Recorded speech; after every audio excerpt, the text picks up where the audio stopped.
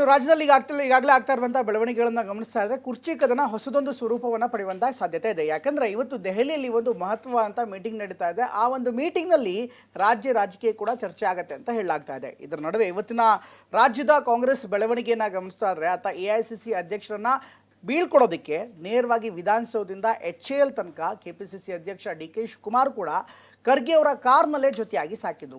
ಈ ಸಂದರ್ಭದಲ್ಲಿ ಸಾಕಷ್ಟು ಚರ್ಚೆಗಳು ಕೂಡ ಆಗಿದೆ ಎನ್ನುವಂಥ ಮಾಹಿತಿ ಲಭ್ಯವಾಗ್ತದೆ. ಹಾಗಾದರೆ ಇವತ್ತಿನ ಕಾಂಗ್ರೆಸ್ ಮನೆಯ ಡೆವಲಪ್ಮೆಂಟ್ ಏನು ನೋಡೋಣ ಬನ್ನಿ. ನಾನು ಮಾತು ಕೊಡಲ್ಲ, ಕೊಟ್ಟ ಮೇಲೆ ಮಾಡೇ ಮಾಡ್ತೀವಿ.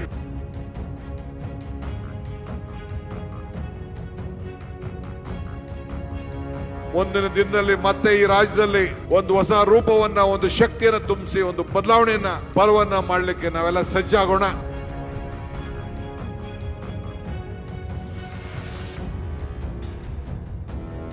ಶಿವಕುಮಾರ್ ಮುಖ್ಯಮಂತ್ರಿ ಆದ್ರೆ ಅವನ ಮುಖ್ಯಮಂತ್ರಿ ಜಾಗದಲ್ಲಿ ನಾನು ಸಚಿವ ಆಗೋದಿಲ್ಲ. ಮಳೆ ನಿಂತರೂ ಮಳೆ ಹನಿ ನಿಂತಿಲ್ಲ ಅನ್ನೋ ಹಾಗೆ ಕಾಂಗ್ರೆಸ್ ಪಾಳೆಯದಲ್ಲಿ ಗೊಂದಲಗಳು ತಣ್ಣಗಾದ್ರೂ ತಂತ್ರಗಾರಿಕೆಗಳು ತಣ್ಣಗಾಗುತ್ತಿಲ್ಲ. ಸಿಎಂ DCM ನಿವಾಸದ ಬ್ರೇಕ್ಫಾಸ್ಟ್ ಮೀಟಿಂಗ್ಗಳ ಬಳಿಕ ಕಾಂಗ್ರೆಸ್ನ ಗೊಂದಲಗಳ ತೀವ್ರತೆ ಸ್ವಲ್ಪ ಮಟ್ಟಿಗೆ ಕಡಿಮೆಯಾಗಿತ್ತು. ಆದರೆ ಅದಾದ ಬಳಿಕವೂ ನಾಯಕತ್ವ ಬದಲಾವಣೆ ವಿಚಾರದಲ್ಲಿ ಚರ್ಚೆಗಳು ಮಾತ್ರ ಜೀವಂತವಾಗಿವೆ. ಗೊಂದಲ ಇಲ್ಲ ಅಂತ ನಾವು ಭಾವಿಸಿದ್ವಿ. ಏನ್ ಹಾಗೆ ಬಿಡ್ತಾರೆ ಅಂತ ಅನ್ಕೊಂಡಿದ್ದೀರಾ? ಸಮರ್ಪಣಾ ಸಮಾವೇಶದಲ್ಲಿ ಸಿಎಂ ಸಿದ್ದರಾಮಯ್ಯ ತಾವು ಮಾತು ಕೊಟ್ರೆ ತಪ್ಪೋದಿಲ್ಲ ಅಂತ ಮಾರ್ಮಿಕವಾಗಿ ಹೇಳಿದ್ರು. DK ಸಹ ಮುಂದಿನ ದಿನದಲ್ಲಿ ಹೊಸ ಪರ್ವ ನಿರ್ಮಿಸಲು ಸಜ್ಜಾಗೋಣ ಅಂತ ಹೇಳಿದ್ರು. ನಾನು ಮಾತು ಕೊಡಲ್ಲ, ಕೊಟ್ಟ ಮೇಲೆ ಮಾಡೇ ಮಾಡ್ತೀವಿ. ಮಾತು ಕೊಡಲ್ಲ, ಕೊಟ್ಟ ಮೇಲೆ ಮಾಡೇ ಮಾಡ್ತೀವಿ. ಯಾವುದಾದ್ರೂ ಸರ್ಕಾರ ಕರ್ನಾಟಕದ ಇತಿಹಾಸದಲ್ಲಿ ಕೊಟ್ಟ ಮಾತಿನಂತೆ ನಡ್ಕೊಂಡಿರ್ತಕ್ಕಂಥ ಸರ್ಕಾರ ಇದ್ರೆ ಅದು ಕಾಂಗ್ರೆಸ್ ಸರ್ಕಾರ ಅಂತಕ್ಕಂಥ ಮಾತುಗಳನ್ನ ಬಹುಶಃ ನಿಮಗೂ ಗೊತ್ತಿದೆ ಅಂತ ಅನ್ಕೊಂಡಿದ್ದೀನಿ. ಮುಂದಿನ ದಿನದಲ್ಲಿ ಮತ್ತೆ ಈ ರಾಜ್ಯದಲ್ಲಿ ಒಂದು ಹೊಸ ರೂಪವನ್ನ, ಒಂದು ಶಕ್ತಿಯನ್ನು ತುಂಬಿಸಿ, ಒಂದು ಬದಲಾವಣೆಯನ್ನ, ಪರ್ವನ್ನ ಮಾಡಲಿಕ್ಕೆ ನಾವೆಲ್ಲ ಸಜ್ಜಾಗೋಣ. ಮನುಷ್ಯನ ಬದುಕು ಶಾಶ್ವತ ಅಲ್ಲ. ನಾವು ಬಿಟ್ಟು ಹೋಗುವ ಕೆಲಸಗಳು ಮಾತ್ರ ಶಾಶ್ವತ. ಈ ನಡುವೆ AICC ಅಧ್ಯಕ್ಷ ಮಲ್ಲಿಕಾರ್ಜುನ ಖರ್ಗೆ ಇವತ್ತು ಬೆಂಗಳೂರಿನಲ್ಲಿದ್ರು.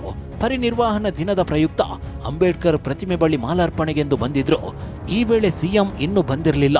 ಆಗ DK ಖರ್ಗೆ ಜೊತೆಯೇ ಇದ್ರು. ಸಿಎಂ ಕಾರ್ಯಕ್ರಮಕ್ಕೆ ಬಂದ ಬಳಿಕ ಖರ್ಗೆ ಜೊತೆ ಕಾರಿನಲ್ಲಿ ಹೊರಟ್ರು. HAL ವರೆಗೆ ಮಾತುಕತೆ ನಡೆಸ್ತಾ ಸಾಗಿದ್ರು. ಈ ವೇಳೆ ಒಂದಷ್ಟು ಅಂಶಗಳನ್ನ ಖರ್ಗೆ ಅವರ ಗಮನಕ್ಕೆ ತಂದಿದ್ದಾರೆ ಎನ್ನಲಾಗಿದೆ. ಇನ್ನು ಸಿದ್ದರಾಮಯ್ಯನವರ ಬೆಂಬಲವಾಗಿ ನಿಂತಿದ್ದ ಹಿಂದುಳಿದ ಜಾತಿಗಳ ಶೋಷಿತ ವರ್ಗಗಳ ಒಕ್ಕೂಟದಲ್ಲಿ ಜಾರಕಿಹೊಳಿ ಕಾಣಿಸಿಕೊಂಡಿದ್ದಾರೆ.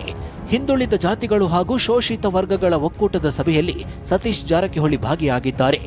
ಈ ಮೂಲಕ ಅಹಿಂದ ನಾಯಕತ್ವವನ್ನ, ಶೋಷಿತ ವರ್ಗಗಳ ನಾಯಕತ್ವವನ್ನ ಮುನ್ನಡೆಸಲು ತಾನು ಸಿದ್ಧ ಎಂಬಂತೆ ಸತೀಶ್ ಸ್ಪಷ್ಟಪಡಿಸಿದಂತಾಗಿದೆ.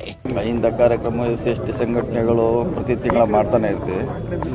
ಸತತದ ಭಾಗ ಅಷ್ಟೇ. ಸಮಾವೇಶ ಇಲ್ಲ, ಕಾರ್ಯಕರ್ತರ ಪದಾಧಿಕಾರಿಗಳ ಸಭೆ ಅಷ್ಟೇ ಅದು. ಇತ್ತ ಮಾಜಿ ಸಚಿವ ರಾಜಣ್ಣ DK ವಿರುದ್ಧ ಮತ್ತೆ ಸಿಡಿಮಿಡಿ ಹೊರಹಾಕಿದ್ದಾರೆ. ನನಗೆ ಯಾವ ಸ್ಥಾನನೂ ಬೇಕಾಗಿಲ್ಲ. ನಾನು ಮೊದಲೇ ಹೇಳಿದ್ದೀನಿ, ಶಿವಕುಮಾರ್ ಮುಖ್ಯಮಂತ್ರಿ ಆದ್ರೆ ಅವನ ಮುಖ್ಯಮಂತ್ರಿ ಜಾಗದಲ್ಲಿ ನಾನು ಸಚಿವ ಆಗೋದಿಲ್ಲ ಅಂತ ಹೇಳಿದ್ದೀನಿ. ಈಗಲೂ ಅದಕ್ಕೆ ಬದ್ಧ. ಯಾರು ಆದರೆ ಏನ್ ಹಾಗೆ ಬಿಡ್ತಾರೆ ಅಂತ ಅನ್ಕೊಂಡಿದ್ದೀರಾ? ಇತ್ತ ಕಳೆದ ಭಾನುವಾರ ಸೋನಿಯಾ ಗಾಂಧಿಗೆ ರಾಜ್ಯ ರಾಜಕೀಯದ ಬಗ್ಗೆ ಮಲ್ಲಿಕಾರ್ಜುನ್ ಖರ್ಗೆ ವರದಿ ನೀಡಿದ್ರು. ಇದರ ಬೆನ್ನಲ್ಲೇ ಇವತ್ತು ಮತ್ತೆ ಖರ್ಗೆ ದೆಹಲಿಗೆ ತೆರಳಿದ್ದು ಸೋನಿಯಾ ನಿವಾಸದ ಸಭೆ ಭಾರೀ ಕುತೂಹಲ ಮೂಡಿಸಿದೆ. ಪ್ರಸನ್ನ ಗಾಂವ್ಕರ್, TV9 ಬೆಂಗಳೂರು.